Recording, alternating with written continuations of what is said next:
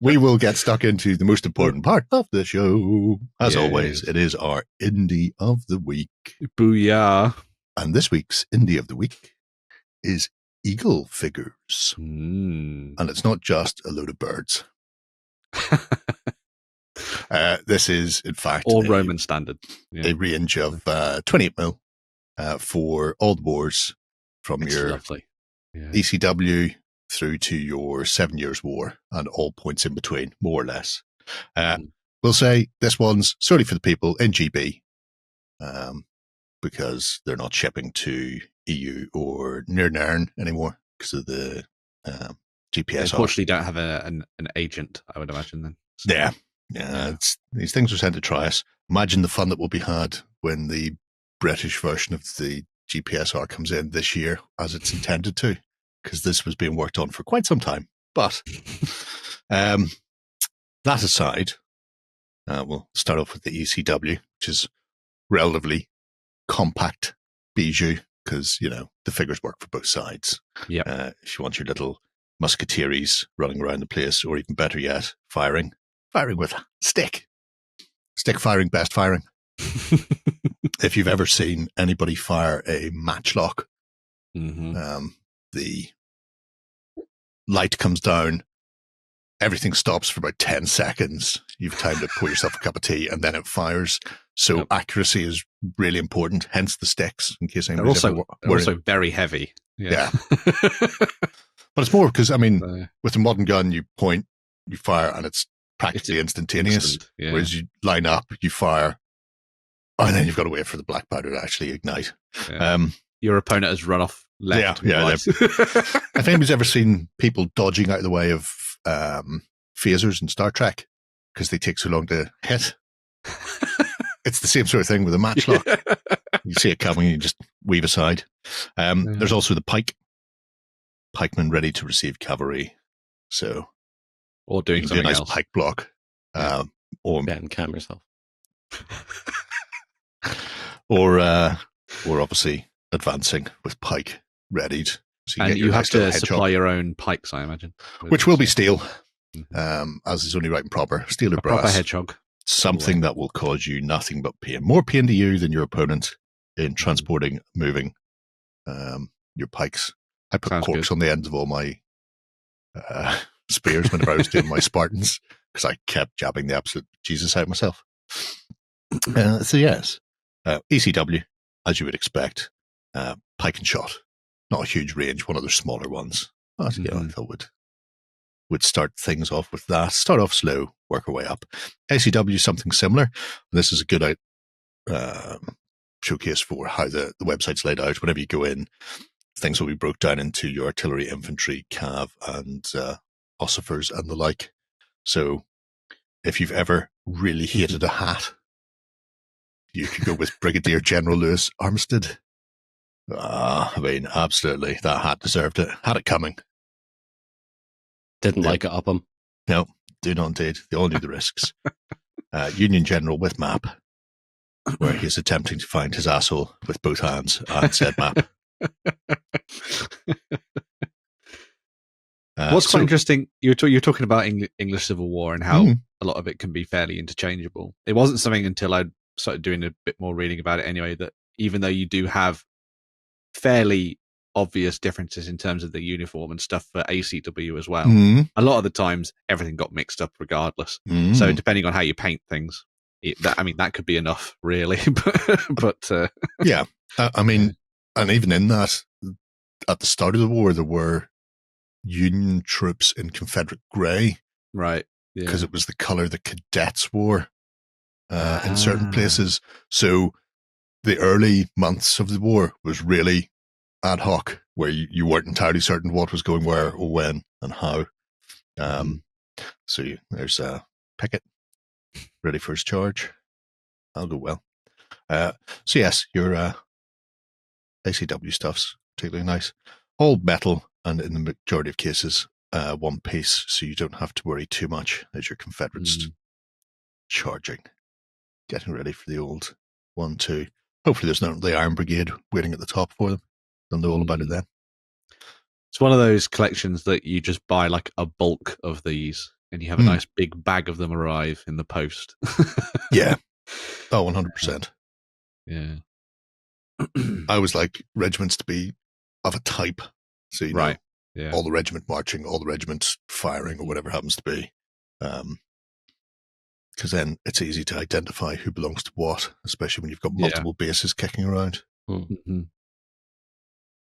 But, yes, ACW, very nice. Meat and potatoes of the site is, as you can see, the Napoleonics. Quite a bit of it, yeah. Yeah. Some bigger than others. Vistula. The Vistula? Yes. I don't know. What's the Vistula, Gerry? If I remember correctly, they were Poles fighting for French. Oh, okay. Don't hold me to that. I could be entirely wrong. Let us know down below. Yeah. But really nice set of French uniformed troops. Your standard Voltigeur, Grenadiers, and Line. So, as you would expect from the Frenchies, they had a more specific way of divvying up the troops as opposed to the British, where the Grenadiers and Light were companies within a regiment, and then they were all pulled out together to form skirmish lines before engagements. So, worked a bit differently. Voltigeur. I think it was quite nice, the fact that each of them are individual, is that it means that you can go in and you'd be like, right, I want 3 of these guys, 4 of these guys, 5 of these guys, etc. Rather than buying like a bulk bag and then maybe getting some dupes or whatever come out or whatever. I want 12 kneeling, I want 12 firing. Yeah. Do a firing line, and then I'll put a command in the middle. Bish bash bosh. Or you just mix these in with a lot of the plastic stuff and just use these as command figures and things that stand out a little bit more from the kind of classic stuff that you get in plastic from likes of Victrix or the Perrys or whatever. So, the Perrys. But yeah. As you imagine, we're going to go straight to the Peninsula for Ben. Best war. Everybody's favorite war. Best war. Okay. I mean, I think you'll find it's got one Richard Sharp involved. No, it doesn't. But it was certainly one of the more interesting ones if you fancy coming at it from a British perspective. Obviously, there were a lot of coalition wars around Europe that didn't feature the British and featured Austrians and Russians and the likes to a greater or lesser extent. So depending on your point of view, but obviously you're coming at it specifically from a Sharpie and British infantry, in which case the Peninsula is the way to go. Waterloo can jog on, as far as I'm concerned. The 100 Days campaign is not particularly... So all the stuff that leads up to that, that's more exciting. Yeah. I think. Yeah. So. I mean, as one massive set piece... The spectacle of it is wonderful. Yeah. But as an actual campaign to play through, with multiple engagements, wars, and battles, different types of battles, the Peninsula has it all. You know, you've got cavalry, you've got your infantry, you've got small-scale skirmishing, you've got siege, just the diversity. And then obviously within that, there's more limited troops because you've got your British, Spanish, Portuguese, and the regulars. The fighting in India is equally as exciting, and all the stuff with the sepoys and stuff. Some of the campaigns over there are amazing. Some of the stuff they did and all that kind of things. I'm not just going off Sharp books either. I have also read about this. There's the KGL. So if you fancy a touch of the German, because obviously the royal families of Europe were so interbred, they pop up everywhere. Yes. Which became a real problem in World War One. You think? oh no, not from the families who are fighting, purely from a British military perspective. Some of the regiments were still their senior commander was people they were now fighting against from the Austrian-Hungarian era. So the regiments weren't raised immediately in World War One. They had to go, technically you belong to him, but we're fighting it. You just stay there for a moment. We find you a new commander. Yeah. So yeah, that was weird. But the British infantry are obviously they're lovely. Very distinctive. And for anybody unaware of Napoleonics, they'll probably be aware of it via the medium of Sharpie. So really nice figs. Very good for the upcoming Firelock Games Blood and game. So yes, that. Yeah, Blood and. I want to say it's called Blood and Shackles, but Shackles, do not hold me to that. Yeah, as an ossifer, because nearly every Napoleonic rule set has Shako in it at some point.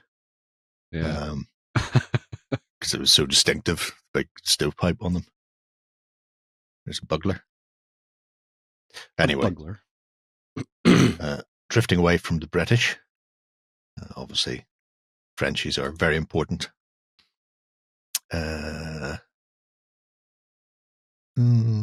Yeah, we'll stick with the Peninsula. We'll go with the 1809 uniform. So, again, nice set of troops. Very distinctive. A nice depth of detail on them for when it comes to actually painting them up. Yeah. Some metals, some plastics as well, to be fair. They tend to merge pack lines and belts and stuff like that, which means you end up having to do additional work to actually differentiate things like strapping. That is the best way to paint French, by the way. Put them into great coats. You don't have to bother about the actual uniforms at that point. Just paint a lovely big grey coat. Big grey coat on them, and then don't worry yourself about claying your the piping on them and doing any of the lace or anything else. Just get stuck in. Big grey coat, and then black hat and maybe ankles if you could see the ankles. Hopefully you can't. Get everybody to squat as they march forward. Less uniform, please. Less uniform. But yeah, the range they've put together is incredibly in depth. Yeah. As you imagine, going for some time. Look at the Grenadiers. They do some really nice stuff over on Facebook when they preview a lot of these. So they tend to talk a little bit about kind of like why they've gone with X or Y, and why this particular thing's been added into the range, and they talk a little bit about the historical element of it as well, which I think is quite nice. So yeah. One of the reasons I came across Eagle was because of the silver bayonet and the amount of people looking to find individual hussars and things like that without having to buy packs was right up there. So some units are more prevalent than others, but then the majority of companies tend to sell things in packs, and with silver bayonet where you're only looking individual figures, being able to go into something like this and go, I need line infantry, I need a grenadier, I need an engineer, give me a dragoon on foot and a hussar on foot, and I'm good to go. That's nearly an entire crew of characters for a unit, sorry, for the silver bayonet for under about 15 quid at that point. Yeah. Like that. So yes, indeed. Maybe even less, depending on how much you're spending on your unit. Good old Swedes. With their awesome hats. It wouldn't be this period if it didn't include awesome hats. Yeah. I'm trying to remember where Napoleon sent one of his generals.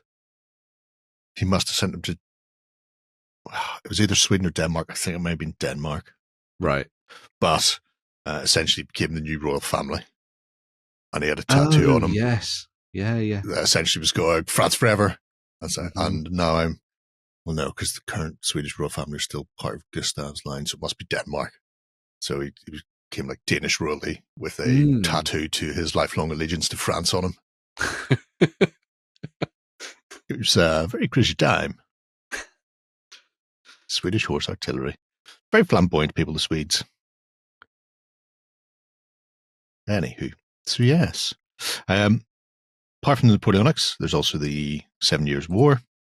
So, again, handy if you're planning on doing something like your silver bayonet in Canada type of thing. You can swing some of these guys in and do an earlier point of view. Obviously, rocking the nice big tricorns and the like. So your 7 Years' War and your American War of Independence are very interlinked. I suppose. Interlinked. Yeah. Stems interlinked. And might even be helpful if you fancy doing something a little bit different. I don't know where you would get them, but if you want to do things like the Fenian Rising, you get 7 Years' War / American War of Independence era British, I suppose, yeah.